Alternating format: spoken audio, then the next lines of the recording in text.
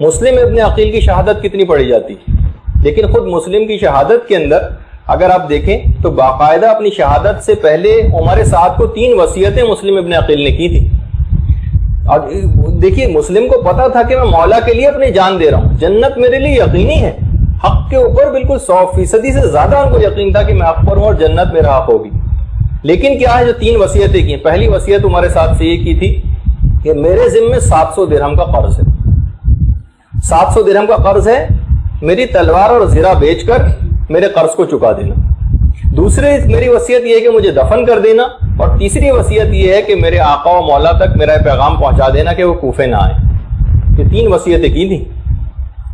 اچھا اب عمر سعد نے کہا اس وقت ذرا کہ اس طرح کے حالات نہیں ہوتے، کہا کہ میں مسلم کے مال سے کوئی سروکار نہیں، صرف زرہ اور تلواری تو ہے، ہم بیچ کے اس کا قرض ادا کر دیں گے، کوئی مسئلہ نہیں.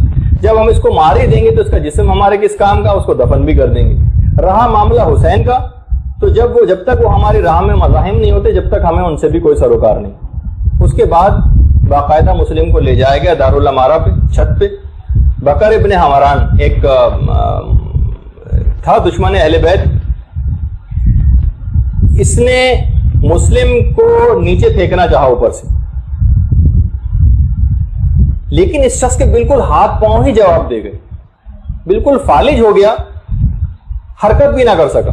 اچھا پھر دوسرا شخص آگے بڑھا مسلم کو گرانے کے لیے، تو اس شخص کو اچانک سے پیغمبر اسلام ختمی مرتبت نظر آئے.